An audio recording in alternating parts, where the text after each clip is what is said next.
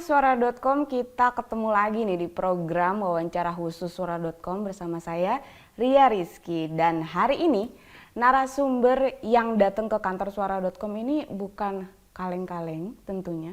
Perempuan tangguh, followers di Instagramnya banyak, tapi itu nggak terlalu penting. Yang penting adalah beliau ini keponakannya Pak Prabowo. Oh, itu yang bagian pentingnya.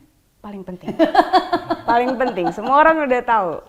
Terus beliau ini lagi sibuk di Pileg, Pilpres. Kalau di Pileg, beliau ini lagi sibuk menjadi caleg DPR RI ya Mbak ya. Betul. DPR RI DKI Jakarta Dapil 3. Nah kalau di Pilpres... Itu harus dijabarin, Jakarta Barat, Jakarta Utara, Kepulauan Seribu. Terima kasih. Terima kasih Mas. Nah untuk Pilpres, beliau ini sibuk menjadi juru bicara TKN Prabowo Gibran. Kita sambut Rahayu Saraswati Joyo Hadikusumo. Kita sering nyebutnya ini Mbak Sarah ya? Betul. Mbak Sarah Joyo Hadikusumo. Ingat? Kak Sarah juga boleh.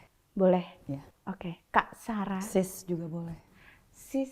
Oh jadi itu dong. Jadi temannya Kaisang ya? Sis. Oh enggak, soalnya di Tidar kita udah sis dan bro duluan. Oke, Mas Kaisang inget ya. Mbak Sarah, selamat datang di kantor Suara.com. Tepuk tangan lagi dong. Di tengah kesibukannya ini masih nyempetin ke kantor Suara.com. Ini pertama kali ya? Betul. Dan saya impress banget. Nyaman banget kayaknya kantornya. Iya ya. bener, warna-warni kayak... Terus warna-warni pula. Iya gitu bener. Ya. Kenapa jadinya hitam-hitam semua di sini? Saya lagi yang kena nih. Nggak apa-apa, saya yang apa-apa. membawa warna. Keren. Mbak Sarah apa kabar? Baik, terima kasih. Alhamdulillah. Sebelumnya saya mau ngucapin selamat ulang tahun dulu Aduh. dong buat Mbak Sarah. Happy birthday to you. 27 Januari yang ke-17 tahun enggak. 27, I'm 27 forever. Kalau 17 tuh terlalu muda. Belum mengalami kehidupan. Betul. Tapi 27 tuh pas gitu. Kayaknya Betul. dewasa, tapi young forever. Kita sama-sama Aquarius loh Mbak. Jadi baru aja ulang tahun atau mau ulang tahun? 21. Aku 21, Kak Sarah 27. Halo Aquarian. Sini dong. Aquarius. Aquarius tuh bisa dibilang sebagai, kok jadi ngomongin ini zodiak? Ya nggak tahu kan dia. Gue kan menurut aja sama pembawa acara. Mbak Sarah nih langsung aja nih. Sibuk udah pasti. Udah pasti, yes, makanya suaranya juga lagi seksi sekarang. Ini tinggal 12 hari lagi loh Kak Sarah. Gimana kondisi? Thank God. Udah capek banget soalnya. Caleg harus setiap hari pasti turun gitu kan kampanye. Ya, belum makanya lagi suaranya seksi gitu kan. Belum lagi urusan Pilpres juga, belum lagi urusan Tidar, belum lagi urusan di rumah sama anak-anak. Betul sekali. Gimana memanagenya nih? Udah kayak orang gila sih sebenarnya.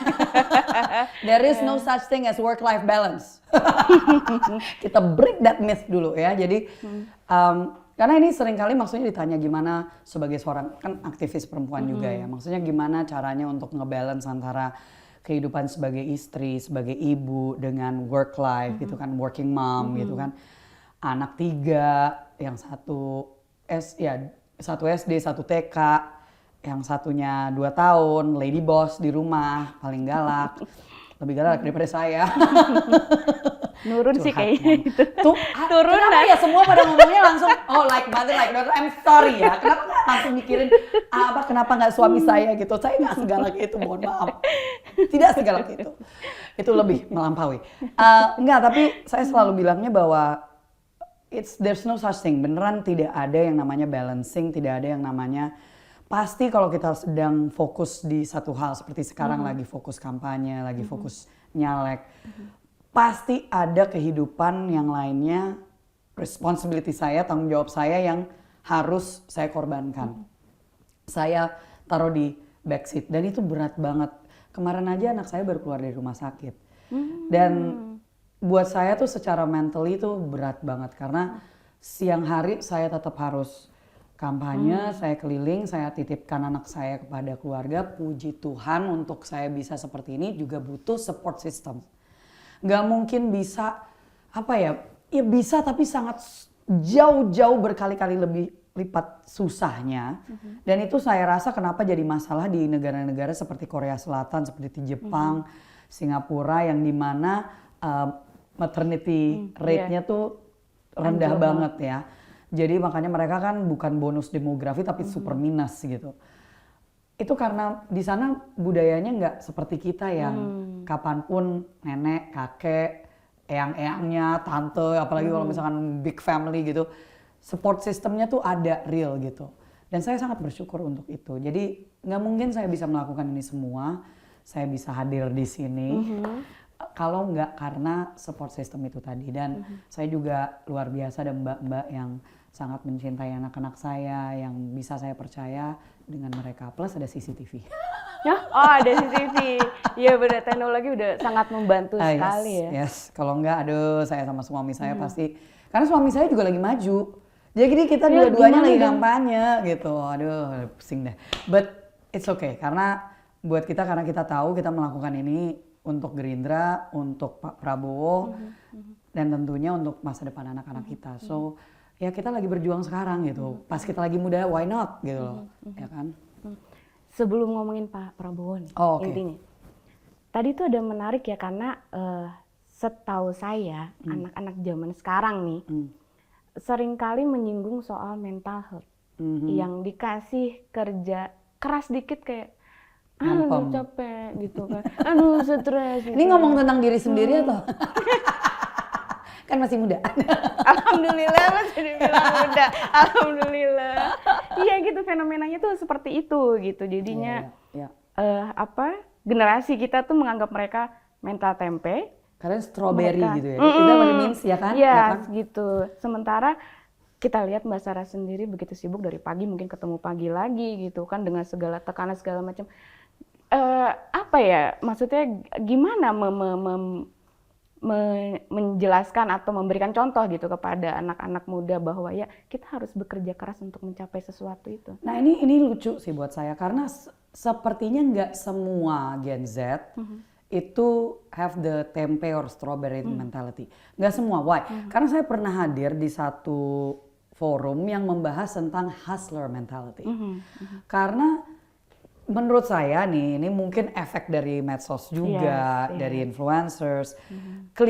Sebenarnya, jadi di satu sisi memang medsos dan internet dan teknologi itu membawa kita tuh kayak punya anggapan segala hal tuh bisa ekspres, ya kan? Betul. Makanya banyak yang mau jadi content creator, mikir hanya dengan membuat beberapa konten udah langsung gede gitu kan. Nggak perlu ngapa-ngapain, cuma perlu di rumah, yang penting ada modal kamera gitu kan. Betul. Udah jadi gitu. Tapi di sisi lain, I think terutama 2 tahun terakhir sih, kayaknya mulai ada kesadaran bahwa tanpa kerja keras it won't work. Dan kita yang milenial nih udah mulai kenceng ke Gen Z, yang adik-adik kita. Karena istilahnya kan sekarang banyak Gen Z yang mulai masuk, yang udah masuk ke dunia usaha ya, being hired to work. Dan di situ kayaknya yang tadi, kenapa berapa tahun ini? Karena kan untuk Gen Z itu kan kelahiran 1997 sampai 2012. Jadi banyak yang bener-bener baru berapa tahun ini masuk, lulus kuliah, masuk dunia usaha. Jadi mereka mulai ada kayak gegar budayanya gitu. To be honest, kita pun juga melalui itu. Of course, nggak mungkin gitu. Istilahnya kita kan udah kayak mikir, oh my God, the world is my oyster. Masa depan saya cerah, terus tiba-tiba pas masuk ke dunia real gitu, kenyataan, ini bukan yang saya bayangkan gitu kan. Pasti ada proses itu, dan I went through that even waktu antara usia 21, selesai kuliah sampai kayaknya 25-26 tuh baru settle gitu, baru mulai kayak okay, maybe I'm gonna do this, mungkin saya akan. Jadi ada prosesnya. Nah, di sini kayaknya kita yang milenial yang udah melalui itu, kita memang harus kasih mentorship, bimbingan untuk istilahnya, lu kalau misalkan nggak hustle, sekarang pada saat lu sebenarnya tenaganya paling besar dan masih bisa all nighter, masih bisa lembur, masih bisa, lu kalau nggak fokus sekarang ntar pasti lu regret gitu loh. Jadi kalau misalkan dari segi mental health itu dua sisi. Adalah memastikan bahwa kita jangan menganggap bahwa semuanya ekspres, ya kan? Harus ada kerja kerasnya, bukan hanya kerja smart, tapi kerja keras. I'm sorry to say, tapi semua yang sukses sekarang, every single one of them, gak ada satupun yang gak kerja keras. Kalau kita baca, aduh namanya apa tuh, this book, Outliers.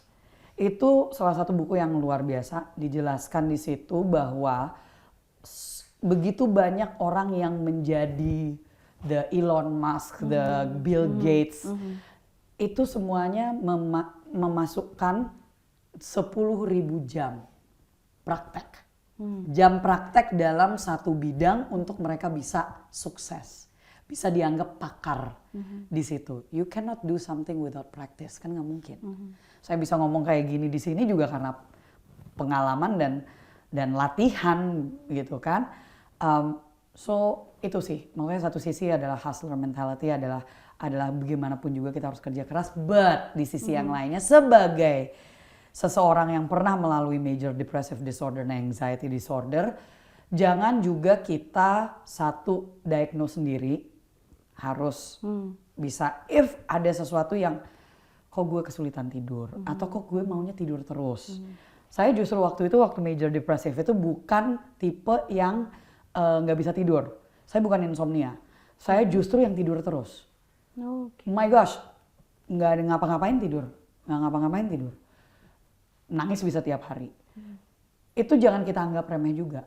So jangan juga istilahnya kayak hanya karena banyak yang mungkin dikit-dikit kok melempem, dikit-dikit melempem, bukan berarti juga bahwa ada mereka yang sedang melalui mental health issue.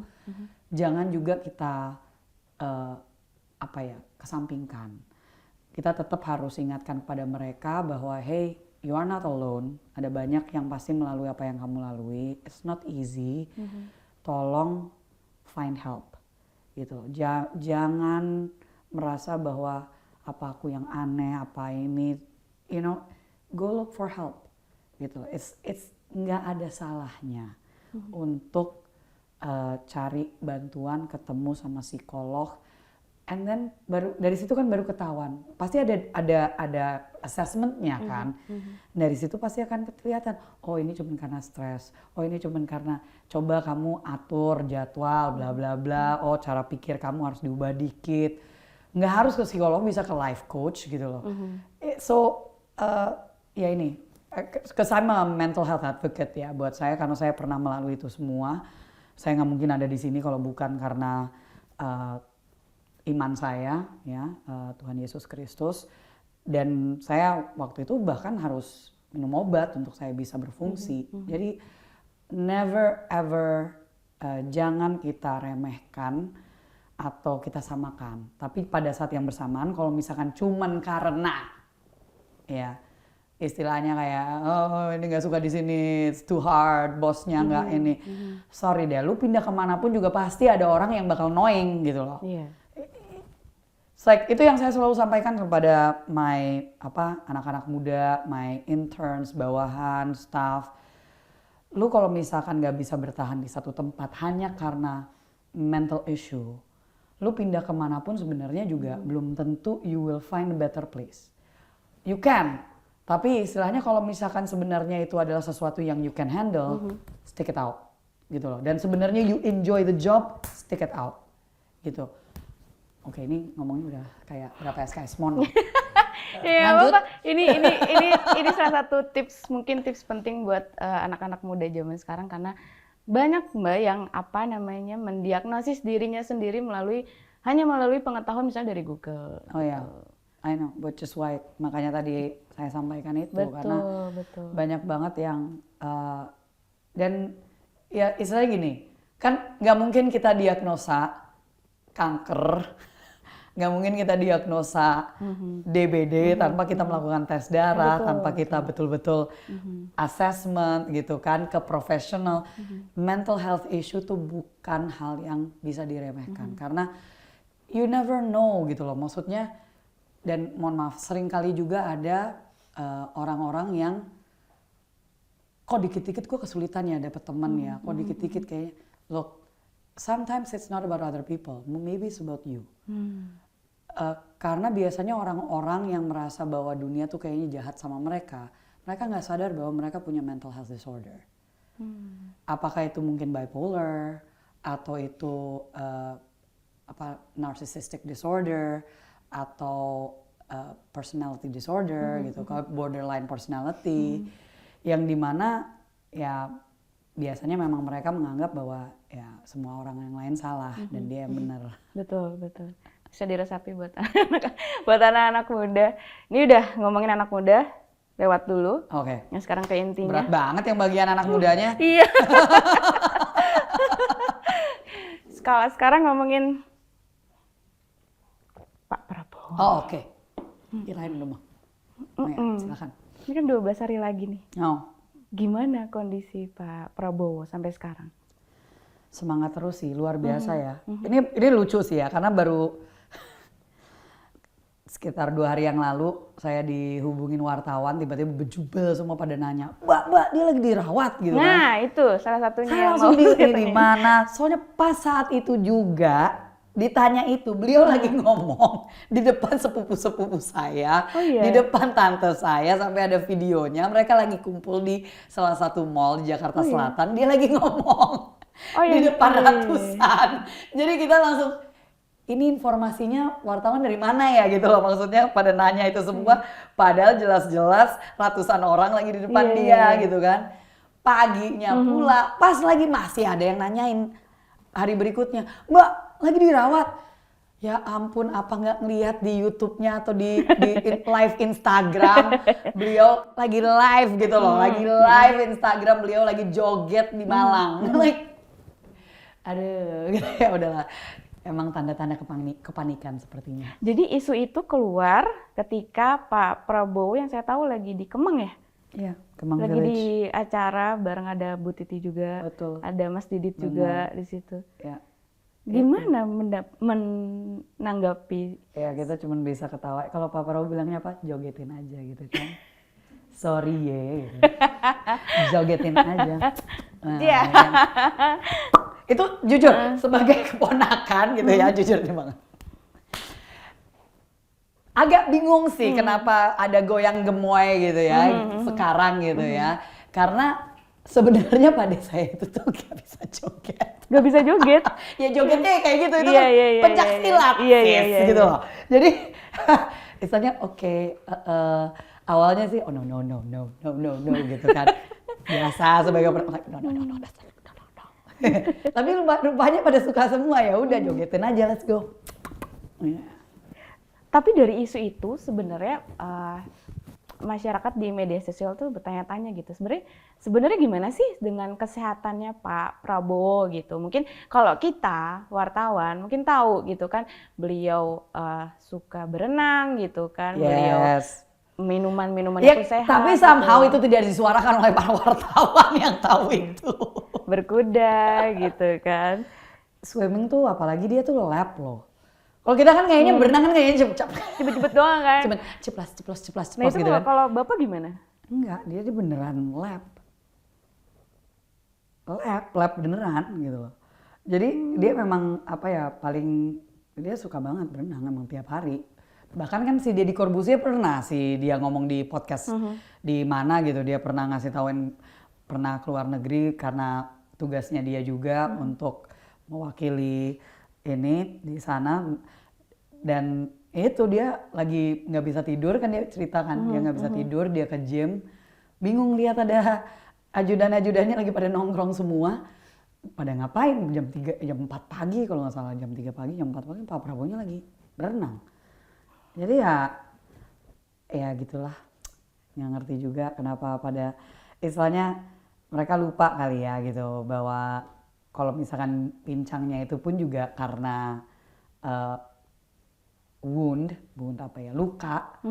luka dari zaman dia hampir gugur 2 kali di medan tempur gitu loh buat NKRI, zaman kita belum ada, dianya udah waktu itu masih tim-tim ya kan, di Papua menyelamatkan Sandra Mapenduma dan bla bla bla, Sandra yang di Papua, ya istilahnya kayak ya lu berarti nggak suka dengan Rambo dan dengan semua G.I. Joe dan emang itu nggak bakal affecting mereka di usia lanjutnya gitu loh. Of course gitu, tapi apakah terus habis itu kalau kita make fun, kita bully. Dan ini yang lucu ya buat saya sekarang yang kadang-kadang kita semuanya pada teriak-teriak, apalagi nih anak-anak muda ya, teriak-teriak nggak boleh bully, no bullying, bullying is bad. Tapi terus it's okay in politics untuk bullying someone just because of fisik, bullying someone karena dia anaknya seseorang, bullying someone karena posisi yang dia kerja keras untuk dapatkan gitu loh. Istilahnya kayak ya apa ya, munafik sih menurut saya gitu ya. Kalau kita memang benar-benar no to bullying ya, segala jenis bullying, jangan terus tiba-tiba bilangnya oh kan di politik all is fair. No, kalau you against bullying ya lu nggak boleh bully dong, gitu loh. Ya apapun itu gitu, berarti ya kita say no kepada bullying gitu. Jadi, but anyway, beliau sehat. Alhamdulillah. Alhamdulillah. Ada pendukung Bapak nih di kolom komentar yang Mbak Sarah di Instagram saya lihat menyesalkan gitu dengan kubu 02 yang istilahnya nggak gercep ketika isu-isu negatif itu menyerang gitu. Ya. Iya, dia membandingkan 03 sebelah sana loh, ya, langsung ngirim pasukan. Sat gitu. Sementara kalau 02 katanya agak delay gitu merespon segala isu yang menyerang. Itu gimana? Satu, kita memang fokusnya adalah bagaimana turun ke lapangan, ketemu dengan masyarakat. Karena jujur, nggak semua masyarakat nonton di... Ini bukan karena kitanya nggak responsif ya. Tapi mohon maaf dengan segala hormat, tidak semua media di kubu kita juga, gitu loh. Ataupun netral. Biasanya kalau misalkan itu kaitannya dengan yang mereka support, cepat mereka ngundang untuk bahas isunya. Tapi kalau misalkan yang kita mau, dan nggak semua hal yang istilahnya diserang ke kita tuh harus kita tanggapin loh. Misalnya soal yang fisik ini ya, untuk apa sih misalnya? Kan jadinya kayak defensive, playing victim. Giliran kita ngomong kita tanggepin dibilang playing victim nih. Tapi kalau misalkan kita nggak tanggepin, tiba-tiba dari kubu kita ada yang marah karena kita tanggepin. Tidak bisa membuat semuanya happy. Nggak ada gitu habisnya kan, nggak bakal ada habisnya. Jadi ya udah ada X faktornya tuh banyak banget lah, faktor-faktornya. Tapi bukan berarti kita nggak mau. Kalau kita diundang, pasti kita datang. Kecuali kalau itu sesuatu yang kita udah tahu, itu udah disetting untuk bullying 02 gitu. Kayak istilahnya ngapain juga datang untuk serving that gitu kan. Kita udah tahu kok penanggapnya itu dari kubu mana. For what? Habis-habisin tenaga. Aku tuh waktu 2019 sempat ditugaskan untuk ngikut semua agenda kampanye Bapak gitu. Dan terlihat perbedaan yang begitu signifikan ketika 2019 kan Pak Prabowo dalam setiap kampanye berapi-api gitu kan, tegas gitu. Dan sementara untuk yang sekarang Pak Prabowo menampilkan sosok yang sangat berbeda lah bisa saya bilang gitu. Pertanyaan saya kalau untuk menanggapi itu cuma satu. Apa tuh? Oposisi mana di dunia yang tidak berapi-api? Simple. Berarti kalau sekarang karena sudah tidak oposisi. Tapi yang jadi penasaran, di rumah Bapak emang kayak gitu ya? Maksudnya ya, relax. Penuh dengan lawak. Bapak kan lucu gitu. Justru tiap kali kalau misalkan kita lagi family dinner ya udah pasti tinggal nunggu aja nih kapan nih guyonnya keluar nih. Karena biasanya like it's like dad jokes. Terus itu yang biasa kita udah dengar gitu. Okay, it's that again, it's repeating that favorite-nya nih. Itu udah biasa gitu, udah biasa. Iya. Gitu. Kita kan selalu kepo gitu dengan keluarga. Maksudnya kehidupan keluarga besar Pak Prabowo ketika ngumpul gitu kan. Ada jokes pasti keluar setelah itu biasanya makan nih ya setelah itu kan. Mohon maklum ya kita bukan Kardashians gitu yang ada reality show. setelah itu yang saya tahu nih di video-video potongan tuh ada nyanyi bareng, terus joget bareng. Bapak tuh hobi banget joget tuh. Itu Bapak emang dari dulu ya. Dari dulu kalau misalkan lagi kumpul keluarga, kita waktu New Year's Eve aja tahun baru emang keluarga doang kan. Tapi udah pasti tuh anak-anak buahnya dia yang band-band dia tuh emang ada band-band Garuda. Itu ada gitu, dan kita ya udah ganti-gantian aja pada nyanyi gitu. Soalnya ada unwritten rule gitu ya, ada aturan yang tak tertulis bahwa kalau misalkan datang makan tempatnya Bapak itu udah pasti harus ada yang nyumbang nyanyi. Oh iya. Itu sampai Pak Derajat aja, Pak Sudrajat aja sampai nyanyi. Itu karena diminta, didorong sama Enggak, Bapak. itu emang kita udah kayak private karaoke aja. Bandnya tinggal kasih nih lagu yang ini. Karena kan kesan di luar Pak Prabowo, ya di medsos lagi sih kan. Ini dari militer kaku gitu kan. Kaku, joget-jogetnya dibuat-buat gitu di panggung tuh. Dibuat-buat itu emang karena dia nggak bisa joget. Itu yang tadi saya bilang, mohon maaf gitu loh. Itu maksudnya emang dianya mau joget, bless his soul, he tries. Tapi ya sudah, dia bisanya kayak gitu, pencak silat dia jadikan joget gitu kan. Kalau kita lagi joget poco-poco kan keluarga dari Manado juga kan. Betul. Jadi poco-poco udah pasti tiap kali keluarga kumpul tuh pasti ada poco-poco. Ya sampai sekarang aja dia juga masih harus nyontek saya joget di depannya gitu. Oh ya, konsentrasi itu. Gitu. Itu banyak banget video yang beredar di Instagram khususnya tuh bagian Pak Prabowo joget, lagunya pasti poco-poco. Tapi ya gitu, dia ngelihat yang udah harus dari dulu, lihat semua foto dari dulu. Pokoknya kita zamannya saya masih kurus sekarang badanku dulu tapi gini, udah 3 anak. Jadi itu pasti ngeliatin gitu, karena nggak inget juga padahal poco-poco kan cuma the same thing gitu kan. Nah terus sebutan gemoy itu dari mana sih, Mbak Sarah? Dari kalian. Dari anak-anak muda? Dari anak-anak muda, dan itu kejadian swear. Lagi di acara deklarasi anak muda, ya kalau nggak salah penerus negeri. Itu saya lagi duduk di row kedua gitu kan, dianya lagi mau maju, di depan lah. Dianya lagi mau maju gitu, terus saya kan video, dan itu ada di Instagram saya. Itu swear itu pas dianya naik, terus habis itu pada ciwi-ciwi di sekeliling saya pada teriak-teriak. Gemoy. Aku langsung, what is this? Itu beneran itu. Jadi emang beliau tuh sampai nanya, gemoy ini apa sih ya? Oh iya, ini baru nih. Pak Prabowo sampai nanya gemoy itu. Loh iya, itu ada jejak digitalnya, itu ada banget dia nanya, sampai ke wartawan dia nanya kan, gemoy ini apa sih?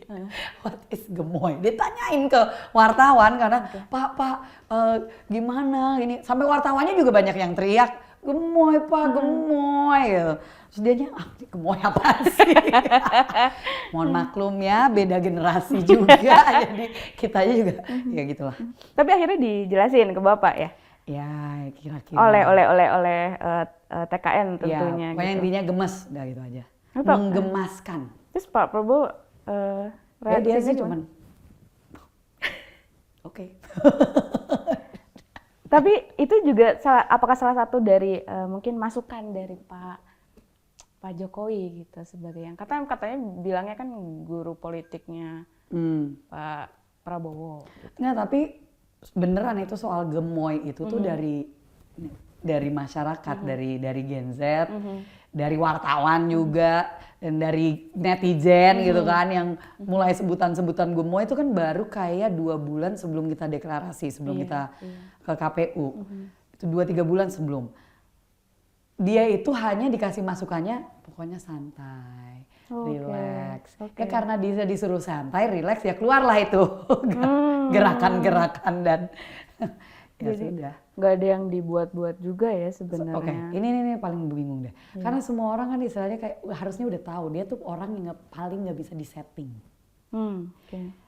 Saya udah kayak kaset rusak nih ngomong ini. Serius, dia orang nggak bisa disetting, cannot. Dia senyumnya kayak gitu, geraknya kayak gitu.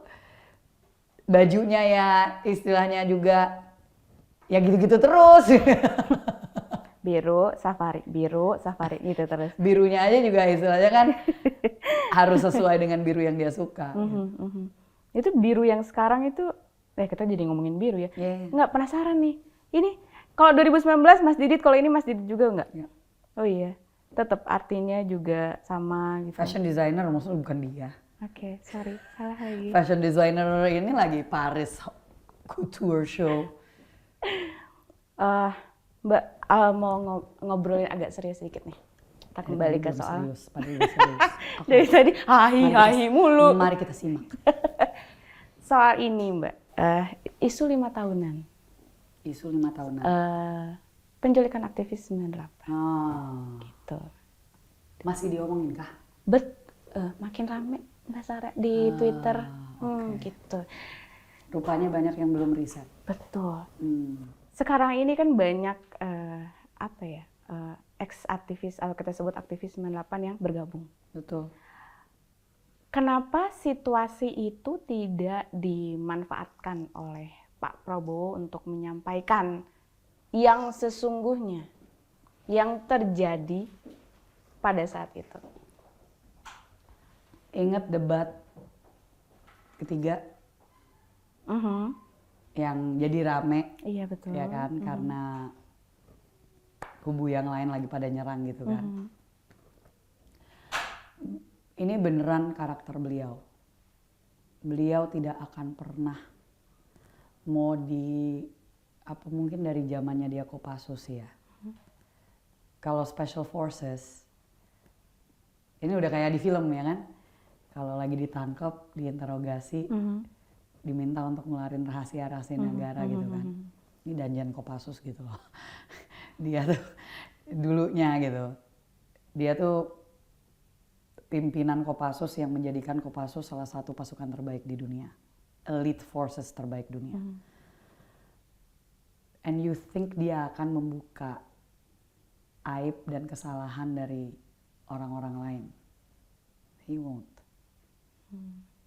Dia nggak akan, karena dia itu emang orangnya setia. Even kepada mereka yang mengkhianati dia. Karena apa? Nama baik TNI. Okay. Karena waktu itu, kembali lagi, nggak ada satupun yang berjalan dan bergerak. Kan nggak mungkin dong, tanpa yang di atas tahu. Gitu kan. Dan banyak yang lupa, waktu itu kan dia bukan panglima. Yeah. Dia Pangkostrat. Dan kembali lagi, dia tidak akan membuka yang lain. Dan banyak yang gak riset dan gak tahu, makanya kemakan dengan hoax, kemakan dengan fitnah. Karena kalau mereka riset pasti akan lihat ada dua kelompok. Dan kalau misalkan yang dikaitkan dengan Pak Prabowo, bisa dicek mereka semua sekarang ada di mana aja. Dua di antara nama yang dikatakan diculik oleh tim yang dikaitkan dengan Pak Prabowo, dua di antara mereka jadi anggota DPR dari Partai Gerindra. Almarhum Desmond Mahesa dan sekarang anggota BPK Pius Lusrilanang. Kenapa nggak nanya sama Bang Pius? Dia salah satu yang waktu itu namanya ada di situ kok. Pak Prabowo nggak akan membuka dia setia seperti itu. Sampai mau ditorture kayak gimana pun dia nggak akan. Persoalan dengan food estate aja juga nggak dibuka. Ya, walaupun nggak ada 1 rupiah pun yang turun ke Kementerian Pertahanan. Mau kita dikatain sebagai tim klarifikasi nasional, bukan tim kampanye nasional, terserah. Tapi Pak Prabowo tidak akan membuka aib, kesalahan dari orang lain yang adalah dianggap koleganya dia. Karena kan selama ini Pak Prabowo itu lebih senang bukan mendiamkan isu ya, maksudnya ya membiarkan isu itu berlalu. Karena dia sudah menjelaskan ratusan kali Oke. Mau berapa kali lagi dia minta untuk menjelaskan? Kalau waktu itu dianggap dia memang adalah yang mereka sampaikan, kenapa waktu itu dia jadi cawapresnya Bu Megawati? Cawapresnya Bu Megawati loh. Diusung oleh Partai PDI Perjuangan. Kenapa nggak waktu itu jadi permasalahan juga? So kembali lagi, kalau masih ada yang kemakan dengan isu itu, mohon maaf, Anda terlalu naif. Apakah dengan bergabungnya salah satunya adalah Bang Budiman Sujatmiko itu juga menjadi jalur penjelasan Pak Prabowo atas Karena semua buat beliau isu. kebenaran itu ya pasti akan muncul pada akhirnya. Beliau tidak pernah merasa harus menjelaskan sesuatu yang dia sudah berulang kali jelaskan. Karena buat dia ya kalau misalkan ada yang akan kemakan dengan isu itu ya dia nggak bisa ngapa-ngapain, ya udah. What to do. Gitu kan. Ya, dan saya rasa udah cukup dengan Bang Budiman gabung di kita, itu udah sudah menjadi penjelasan pada sendiri dengan sendirinya. Selain adanya serangan isu itu, yang paling anget nih Mbak Sarah adalah soal mundurnya Pak Mahfud MD gitu. Ini kan sebenarnya jadinya saling berkorelasi gitu ya. Pak Mahfud mundur dari menteri, kemudian orang-orang menagih Pak Prabowo kapan mundur. Ngapain harus mundur? Iya. Setelah itu ada lagi apa namanya pertanyaan gitu ke Pak Jokowi dan Pak Prabowo. Jadi seolah-olah gini, jadi kayak serangan tidak langsung gitu kan. Gimana sih? Itu lihat yang kubu sebelah udah cabut, kok lu masih anteng-anteng aja? Enak ya sama Pak Jokowi? Ya emang enak sama Pak Jokowi, makanya aku. Makanya kita mau melanjutkan program-programnya beliau. Kita paslon yang jelas bahwa kita akan melanjutkan programnya Presiden Joko Widodo. Karena apa?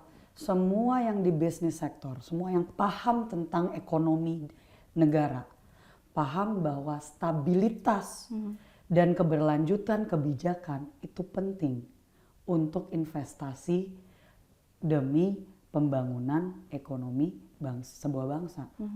Semuanya paham itu. Karena kalau misalkan sampai ada perputaran dan perubahan yang terlalu drastis, itu butuh waktu. Waktu Pak Jokowi aja pertama jadi presiden kan butuh kayak 2-3 tahun untuk kabinetnya bisa klop. It takes time. 100 hari kurang ya, Mbak Sarah? Sangat kurang lah. Tapi bayangkan kalau ini ada dukungan dari 2 presiden 4 periode yang akan membantu transisi untuk periode yang berikutnya. Keberlanjutan ini akan membangun percepatan pembangunan bangsa ini. So, ya dari segi itu sih yang istilahnya satu, secara undang-undang tidak diharuskan untuk mundur. Jadi legal wise nggak ada kesalahan. Pak Mahfud pun kalau dianya nggak mundur juga nggak masalah. Kalau dia mau mundur, kenapa nggak dari awal dia mundur? Kan jadi pertanyaannya itu, kenapa nggak sebelum beliau maju, beliau mundur? Why now? Karena kalau misalkan dia mundur sekarang, berarti cuma disisain berapa bulan untuk yang akan menggantikan beliau.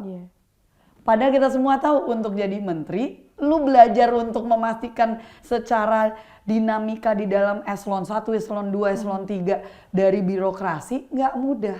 I'm sorry, tapi menurut saya dengan dia mundur sekarang dan bukan tahun lalu waktu dia mau maju, itu justru nggak membantu proses birokrasi penegakan hukum di Indonesia. Karena siapapun yang akan menggantikan beliau Cuman punya waktu berapa bulan, baru belajar, baru dianya bener-bener nelusurin semua anggaran dan nelusurin semua eselon 1, eselon 2, eselon 3, baru selesai belajar, udah selesai waktunya. So, perspektif masing-masing. Ada yang mungkin menghormati, silahkan. Tapi bagi saya, ya kenapa nggak tahun lalu? Dan nggak ada salahnya kalau misalkan Pak Prabowo sebagai Menhan, beliau mau menyelesaikan apa yang jadi komitmen beliau waktu pertama kali diberikan mandat sebagai Menteri Pertahanan karena ada banyak tugas yang belum selesai. Dia komit dengan posisi dia sebagai Menhan. Dia menyatakan saya maju sebagai calon presiden bukan berarti saya meninggalkan tanggung jawab saya sebagai Menteri Pertahanan. Masih ada tugas dia yang harus dia selesaikan. Baik. Sebenarnya masih banyak yang mau ditanyakan tapi sudah ada himbauan katanya menjelang closing. Masih penasaran kalau misalkan nanti Pak Prabowo jadi presiden nih, Mbak Sarah. Kursi ketua umum Gerindra bakal di... Ada banyak opsi-opsinya. Gak tahu. Mbak Sarah juga. Oh enggak? Oh enggak. Kan bisa jadi. Enggak. Tegas.